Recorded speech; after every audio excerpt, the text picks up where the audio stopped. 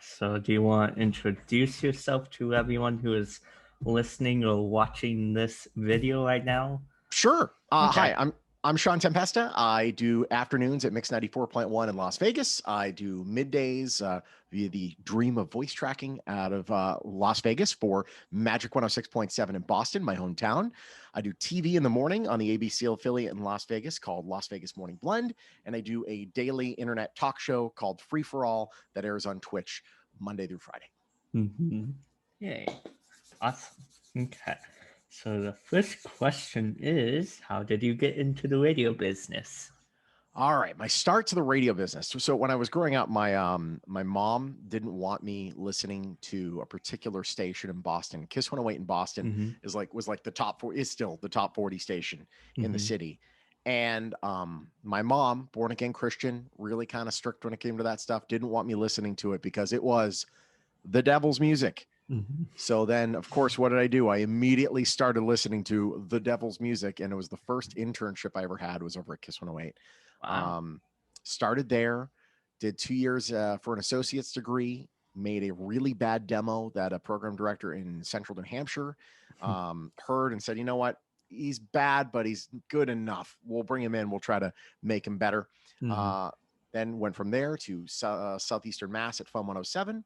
Then went to Mix 94.1 in Vegas, to Mix in Boston, and now back to Mix in Vegas.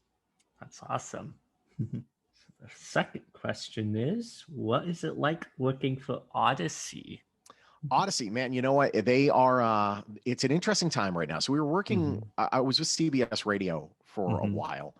And initially, like the first day I worked, I got a job at CBS Radio was the first day that the company didn't have Howard Stern. It was Howard Stern's first day on Sirius. So obviously that's like a huge shot to, it was Infinity Broadcasting. Yeah. He leaves, they changed the name back to CBS Radio. It's this big thing.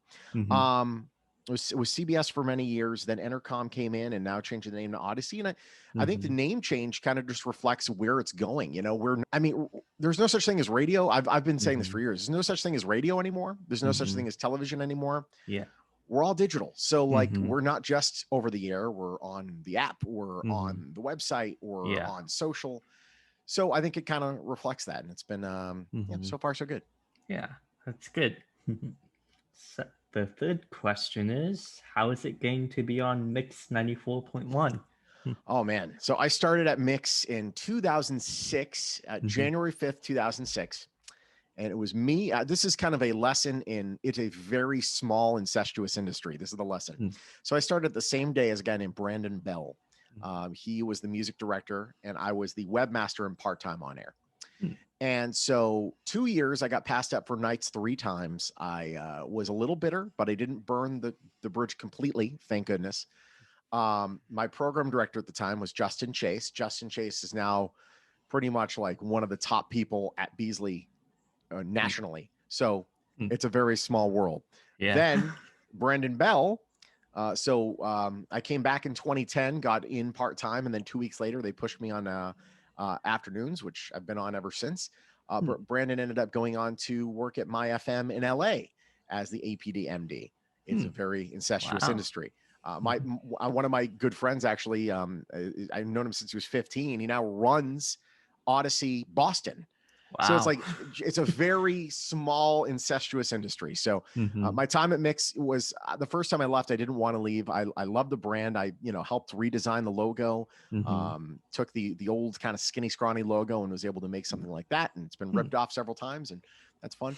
I love the brand. I love what they're able to do in the city. Our NTR events are, concerts and community events are second to none. And what we're able to do with a limited staff and a limited budget is pretty incredible. So I love working for Mix.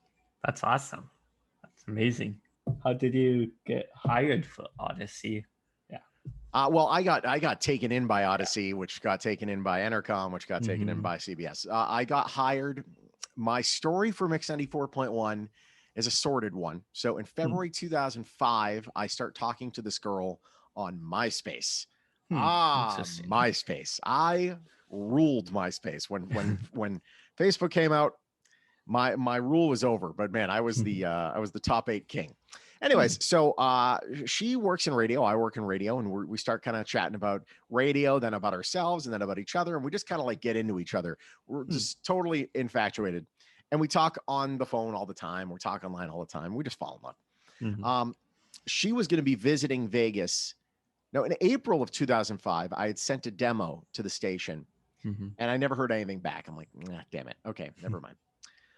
Fast forward several more months, and she and her family are planning to go to Las Vegas from Northern California to spend time for a vacation or whatever it might be. I'm like, well, you know what? Listen, we've been talking all this time. Let me fly out to Vegas and meet. Let's finally meet. So I fly out to Vegas. It went terribly. It was not very good. Not good. Did not work out. One of the days, in the middle there, she was sick. But I walked around the strip and I put on headphones and I listened to Mix 94.1 because it was the station I had not gotten a response from. Yeah. And I'm not trying not to be rude, but by saying what I'm about to say, but like what I heard was not great. And I'm like, you know what? If I can't get a job at that station, I quit radio. Honest to God, I know I'm not excellent, but like I'm better than that. Come on, please. So ended up flying back to Boston. And there was no opening. Huge, by the way, anyone that's looking to get into any industry, just send in. Don't wait for an opening, because if you wait for an opening, everyone sees it. Chances are it's already filled by that point. Get in early. I send a demo. I get a call back an hour later. Wow. I get flown out 2 weeks later. And then a week after that, I am hired as their webmaster and part-time on air. Wow. All because of that MySpace day. If I hadn't had that and hadn't been to Vegas, I remember I was walking across the footbridge from New York to Excalibur, and I was looking towards the west side of the city. So not the strip, but like towards where I live now, ironically. And I was just saying, wow, people live here. That's interesting. This might be a cool place to live. That was it. I didn't think much of it, but yeah, sent the demo, and that's what ended up getting me here. And if it wasn't for that terrible MySpace date in 2005, I would not be here today. Wow. It wasn't awesome. I was heartbroken. If I didn't get that job, I would have been a mess. I remember I got in the taxi and I was heading to the airport, and Mix was on the air, and we were playing You're Beautiful by James Blunt. And I almost asked the taxi driver to drive us into a wall. It was just like, after the heart-crushing failure that was the last few days, to hear that song, I'm like, you know what? Do I even want to live anymore? Then, a week after that, I get a call back, or an hour later, I get a call back. That really made the downer part really quick, which was nice. And now I get to tell a funny story 15 years later. That's good. Yeah. Thank God. Yeah. Next question is, where did you go to learn how to be a radio DJ? Oh, man. So I went to a school called the New England Institute of Art. That is not where I learned how to be a radio DJ. I do not think if you want to be in radio, you need to go to college at all. You can't teach personality. You can't teach wittiness. It's kind of something that's just going to be built within you or not. I started doing demos when I was 12. Like I had a little karaoke machine, and I had a few CDs, and I didn't know there were demos, but I would record me pretending I was on the radio. And, Interesting. Yeah. And it was, that's how I got my start. And I was just emulating the people on air, but I was over emulating it. And it was try to talk like this. And it was just stupid. The way that I got better was just by keep doing. And then finally getting a part-time gig, which are tougher to come by now, which sucks. But I got a part-time gig where the PD said, "That's not your real voice." I'm like, "Yes, it is." And he was like, "No, it's not. Stop it." So he was able to calm me down, and it's just, you got to learn by doing. You got to get reps in. So even if you're not at a radio station, just fake it. Talk in between songs when Spotify's playing something, and record yourself, and just hear yourself back. And do I sound pukey? Am I trying too hard here? And that's how I learned how to be a radio DJ. You learn by doing. And really, as a part-timer, it's tough to learn. Really, you gotta have to get day in and day out. Because if you have a bad weekend shift and you're only on once a weekend, you have to wait 6 days to go in and do it again. That's torture. Meanwhile, if I have a bad break or whatever, I don't even think about it. I'm on to the next one, and there's another day after that and another day after that. So The full-time jobs are tougher to come by, but Yeah, you know, if you can, that's where you're going to learn the most. that's interesting. I like that. Okay, so next question is, for anyone who wants to be a radio DJ for Audacy, what do you recommend they should do? If you want to work for, I would, first of all, I wouldn't put all your eggs in one company basket. That's, I mean, Mhm. there's a ton of operators out there. So whether it's Audacy or any of the other companies that are out there, Mhm. keep your eyes open, because sometimes the opportunity doesn't end up at the place you want, at the time you want, in the city you want, but it Mhm. might be the right opportunity for you. So Yeah.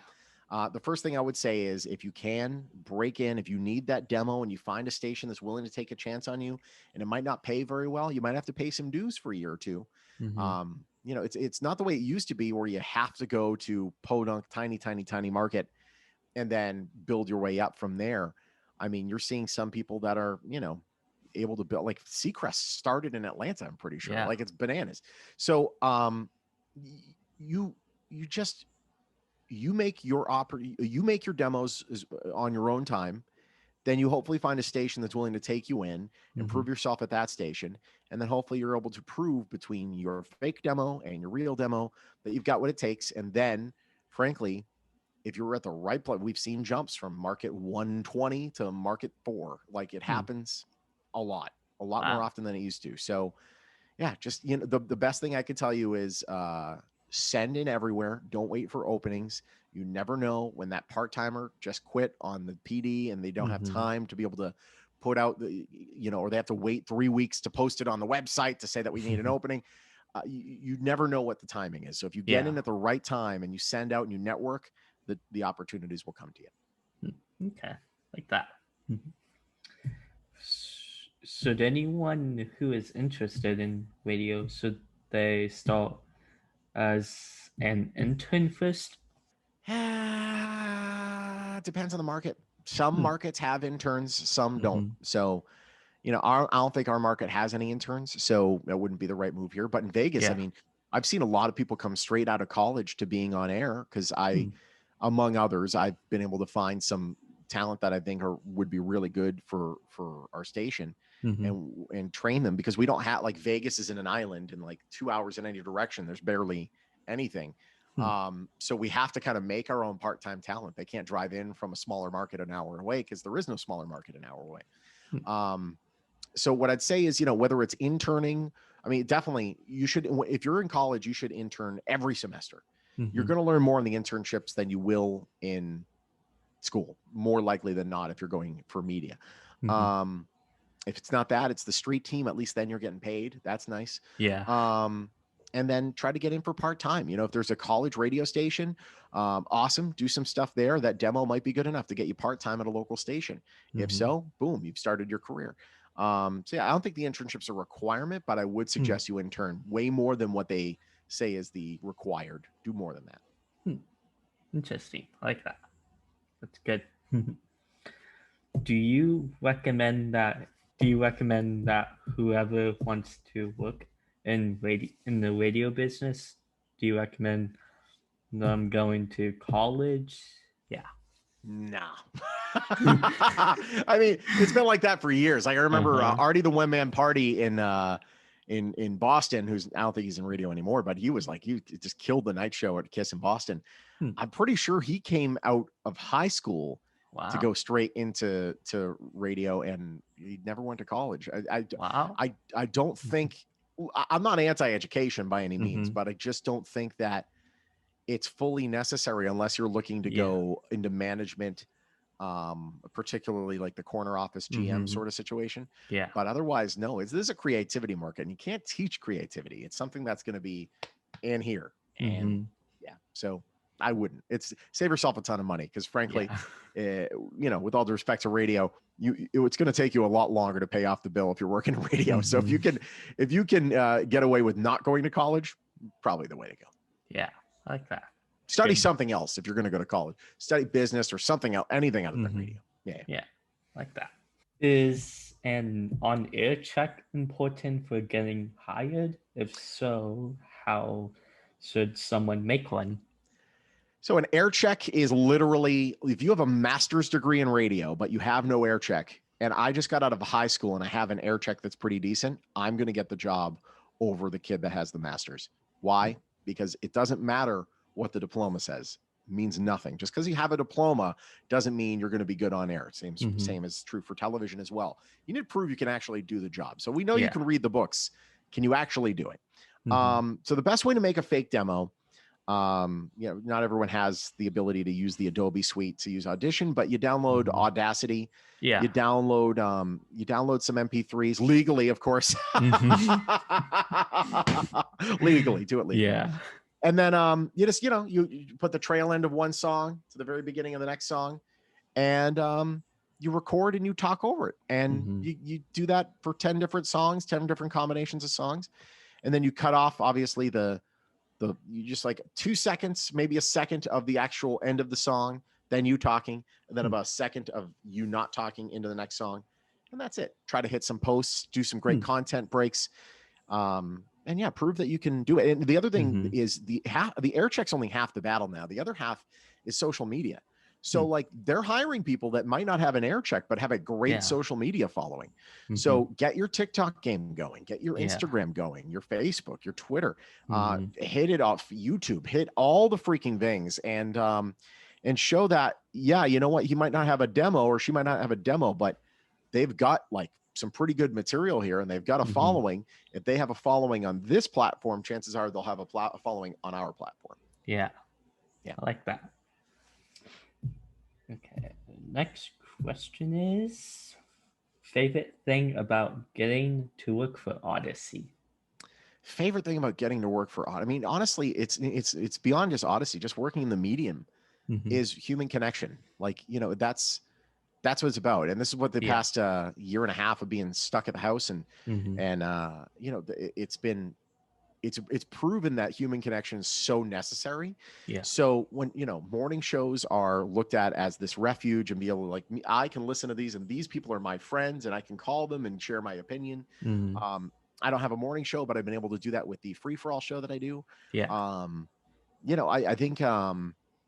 I think just having that human connection and being able to make a change in your community, it might just be, hey, you always won $1,000 in a national contest, but that $1,000 for that family could very well be a game changer for them that month. And we're able to provide that for them. Or, just a quick shout out. I've seen little videos of a 7-year-old getting a shout out and seeing their reaction. Like, it's just cool to be able to say, I'm going to try to be not a negative in their day. I'm going to try to be as positive and as fun. I'm going to make them smirk for just a second to make their day suck a little less. Yeah. That's what radio is awesome with. It's able to create a positive change when it's done right.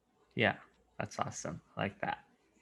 And the last question is for anyone who wants to get a mentor, so they message the local radio DJ, what do you recommend?